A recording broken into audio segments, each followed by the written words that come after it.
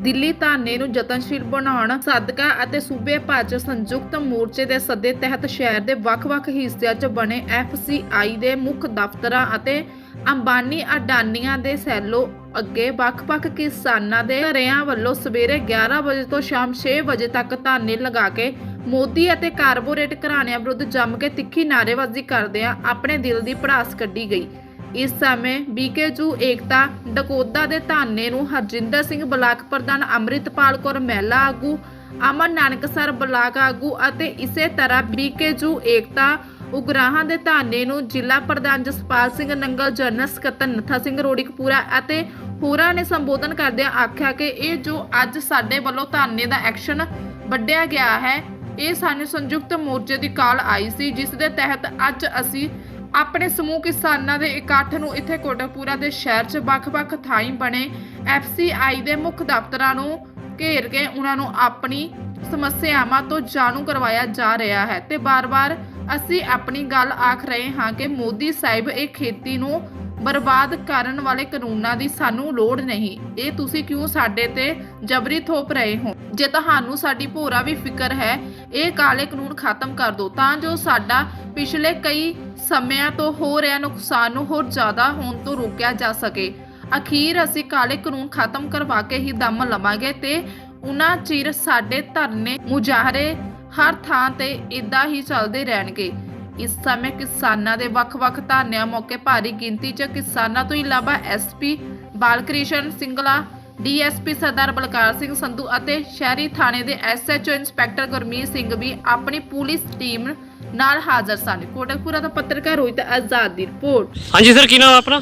ਜਸਪਾਲ ਸਿੰਘ ਨੰਗਲ, ਭਾਰਤੀ ਕਿਸਾਨ ਯੂਨੀਅਨ ਏਕਤਾ ਉਗਰਾਹਾਂ ਦੇ ਜ਼ਿਲ੍ਹਾ ਪ੍ਰਧਾਨ ਤੇ ਸਾਰੇ ਹੀ ਪੰਜਾਬ ਦੇ ਵਿੱਚ ਸੰਯੁਕਤ ਮੋਰਚੇ ਦੀ ਕਾਲ ਮੁਤਾਬਕ ਅੱਜ FCI ਦਫ਼ਤਰ ਦਾ ਮੁਕੰਮਲ ਘਿਰਾਓ ਕੀਤਾ ਹੋਇਆ, ਜੋ 11 ਤੋਂ 6 ਦਾ ਸਾਡਾ ਅੱਜ ਦਾ ਟਾਈਮ ਆ, ਕਿਉਂਕਿ ਮੋਦੀ ਸਰਕਾਰ ਵੱਲੋਂ ਜਿਹੜੀਆਂ ਨੀਤੀਆਂ ਲਿਆਂਦੀਆਂ ਗਈਆਂ ਉਸੇ ਤਕਾਈ ਇੱਕ ਇਹਨਾਂ ਦੀ ਸ਼ਾਂਤਾ ਕੁਮਾਰ ਕਮੇਟੀ ਬਣਾਈ ਗਈ ਆ।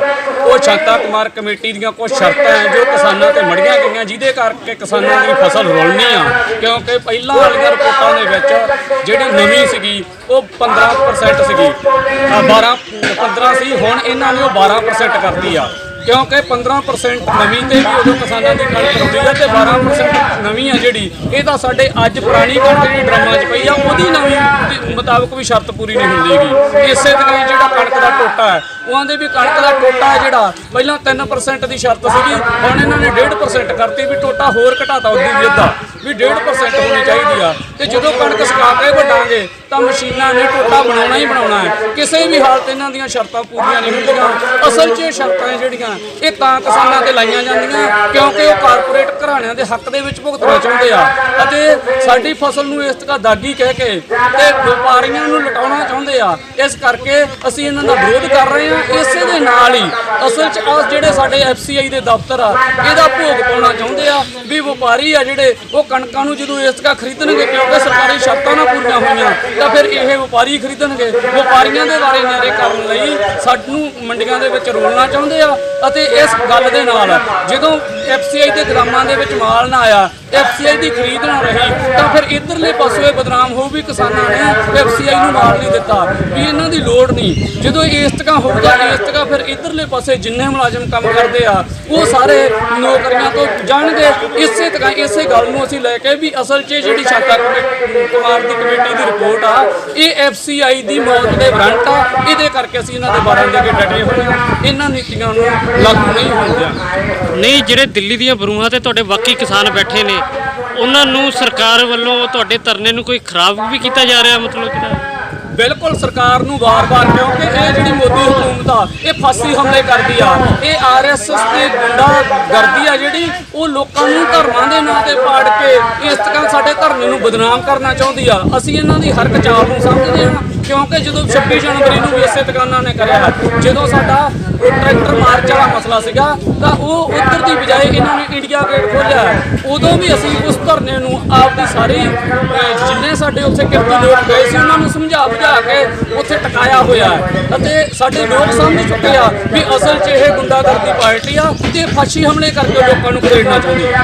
ਕਾਲੇ ਕਾਨੂੰਨਾਂ ਦੇ ਖਾਤਮੇ ਵਾਸਤੇ ਤੁਹਾਡੇ ਵੱਲੋਂ ਹੋਰ ਕੀ ਤਿੱਖਾ ਸੰਘਰਸ਼ ਕੀਤਾ ਜਾਊਗਾ ਅੱਗੇ? ਕਾਲੇ ਕਾਨੂੰਨਾਂ ਦੇ ਖਾਤਮੇ ਲਈ ਅਸੀਂ ਲਗਾਤਾਰ ਲੜਦੇ ਰਹਾਂਗੇ ਜਿੰਨਾ ਚਿਰ ਇਹ ਕਾਲੇ ਕਾਨੂੰਨ ਖਤਮ ਨਹੀਂ ਹੁੰਦੇ, ਕਿਉਂਕਿ ਇਹਦੇ ਤੇ ਭਲਾਂ ਦੀ ਅੱਗੇ ਚੋਣਾਂ ਆ ਗਈਆਂ, ਉਹਦੀ ਕੜੀ ਵਜੋਂ ਭਲਾ ਇੱਥੇ ਅਕਾਲੀ ਦਲ ਵੀ ਅੱਜ ਰੈਲੀ ਕਰ ਰਿਹਾ।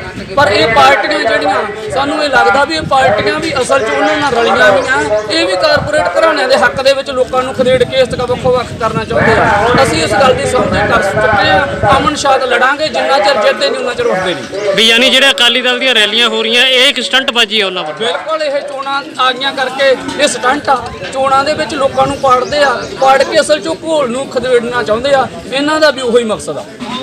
ਹਾਂਜੀ, ਕੀ ਨਾਮ ਆ ਆਪਣਾ? ਮੇਰਾ ਨਾਮ ਹਰਜਿੰਦਰ ਸਿੰਘ, ਬਲਾਕ ਪ੍ਰਧਾਨ BKG ਡਕੌਂਦਾ। ਅੱਛਾ, ਤੇ ਅੱਜ ਦੇ ਧਰਨੇ ਬਾਰੇ ਥੋੜਾ ਦੱਸਿਓ, ਜਾਣਕਾਰੀ ਦਿਓ। ਅੱਜ ਦੇ ਧਰਨੇ ਬਾਰੇ ਇਹ ਹੈ ਕਿ ਧਰਨੇ ਦਾ ਜਿਹੜੀ ਪਿਛਲੇ 7 ਮਹੀਨਿਆਂ ਤੋਂ ਸੰਘਰਸ਼ ਚੱਲ ਰਿਹਾ ਉਹਦੀ ਕੜੀ ਹੈ। ਇਹ FCI ਦੇ ਬਾਰ ਦੇ ਵਿੱਚ ਆਉਣ ਦਾ ਸਾਡਾ ਮਕਸਦ ਇਹ ਹੈ ਕਿ ਸਰਕਾਰ ਨੇ ਤਰ੍ਹਾਂ ਤਰ੍ਹਾਂ ਦੇ ਕਾਨੂੰਨ ਸਰਕਾਰੀ ਖਰੀਦ ਤੋਂ ਭੱਜਣ ਲਈ ਬਣਾਏ ਹੈ। ਜਿਵੇਂ ਕਿਸਾਨਾਂ ਨੂੰ ਤਾਂ ਲੈਂਡ ਰਿਕਾਰਡ ਮੰਗ ਰਹੇ ਆ ਵੀ ਜਿੰਨੀ ਜਮ੍ਹਾਂਬੰਦੀ ਹੋਏਗੀ ਉਨੀ ਕਣਕ ਵਿਕੇਗੀ। ਇਹ ਇੱਕ ਇਨਡਾਇਰੈਕਟ ਸਰਕਾਰੀ ਖਰੀਦ ਤੋਂ ਭੱਜਣ ਦਾ ਬਹਾਨਾ ਹੈ। ਤਾਂ ਉਸ ਵਾਸਤੇ ਅਸੀਂ ਅੱਜ FCI ਦੇ ਦਫ਼ਤਰ ਦੇ ਬਾਹਰ ਦੇ ਵਿੱਚ ਆਪਣਾ ਮੰਗ ਪੱਤਰ ਦੇਣ ਆਏ ਹਾਂ, ਆਪਣਾ ਰੋਸ ਜ਼ਾਹਰ ਕਰਨ ਆਏ ਹਾਂ ਕਿ ਜਿਹੜਾ ਸਿਸਟਮ ਪਹਿਲਾਂ ਚੱਲ ਰਿਹਾ ਉਹਨੂੰ ਉਸੇ ਤਰ੍ਹਾਂ ਚੱਲਣ ਦੇਣਾ ਚਾਹੀਦਾ ਜਦੋਂ ਤੱਕ ਉਹਦਾ ਵਧੀਆ ਆਲਟਰਨੇਟਿਵ ਨਹੀਂ ਮਿਲਦਾ। ਜਿਵੇਂ ਹੁਣ ਵਾਢੀ ਦਾ ਸੀਜ਼ਨ ਚੱਲ ਰਿਹਾ ਵੀ ਸਾਰੇ ਜਿਹੜੇ ਹੈਗੇ ਕਿਸਾਨ ਦਿੱਲੀ ਮੋਰਚੇ ਤੇ ਬੈਠੇ ਆ, ਉੱਥੇ ਦਿੱਲੀ ਧਰਨੇ ਤੇ ਉਸ ਵਿਸ਼ੇ ਤੇ ਤੁਹਾਨੂੰ ਕੋਈ ਸਰਕਾਰ ਵੱਲੋਂ ਵੀ ਕੋਈ ਤੰਗ ਪਰੇਸ਼ਾਨ ਕੀਤਾ ਗਿਆ ਜਾਂ ਕੋਈ ਧਰਨੇ ਨੂੰ ਖਰਾਬ ਕਰਨ ਦੀ ਕੋਸ਼ਿਸ਼ ਕੀਤੀ ਗਈ ਹੈ? ਧਰਨੇ ਨੂੰ ਖਰਾਬ ਕਰਨ ਦਾ ਤਾਂ ਜਿਹੜਾ ਜਿੱਦਣ ਲੱਗਿਆ ਉਸ ਦਿਨ ਤੋਂ ਹੀ ਹੈ, ਪਰ ਲੋਕੀ ਇਹ ਗੱਲ ਸਮਝ ਚੁੱਕੇ ਆ ਜਿਹੜੀਆਂ ਵਾਢੀਆਂ ਵੂਢੀਆਂ ਨਾ ਇਹ ਤਾਂ ਹੀ ਰਹਿਣਗੀਆਂ ਜੇ ਜ਼ਮੀਨਾਂ ਰਹੀਆਂ ਤਾਂ ਲੋਕ ਇਸ ਗੱਲੋਂ ਨਿਸ਼ਚਿੰਤ ਹੈ ਵੀ ਇੱਕ ਵਾਰੀ ਵਾਢੀ ਨਹੀਂ ਵੱਢਣੀ, ਸਾਡੇ ਬੱਚਿਆਂ ਨੇ ਵੀ ਵਾਢੀਆਂ ਵੱਢਣੀਆਂ, ਸਾਡੇ ਪੁੱਤ ਪੋਤਿਆਂ ਨੇ ਵੀ ਵੱਢਣੀਆਂ। ਇਸ ਵਾਸਤੇ ਸੰਘਰਸ਼ ਲੜ ਰਹੇ ਆ, ਨਾ ਕਿ ਇਸ ਇਕੱਲੀ ਵਾਢੀ ਵਾਸਤੇ ਹੀ ਹੈ। ਹਾਂਜੀ, ਕੀ ਨਾਮ ਆ ਆਪਣਾ? ਮੇਰਾ ਨਾਮ ਅਮਰਪਾਲ ਕੌਰ। ਤੇ ਅੱਜ ਕਿਹੜੀ ਇਕਾਈ ਵੱਲੋਂ ਇੱਥੇ ਜਿਹੜਾ ਹੈਗਾ ਧਰਨਾ ਦਿੱਤਾ ਗਿਆ? ਸਾਡੀ ਇਕਾਈ BKG ਡਕੌਂਦਾ ਵੱਲੋਂ ਸਾਡਾ ਇਹ ਧਰਨਾ ਹੈ।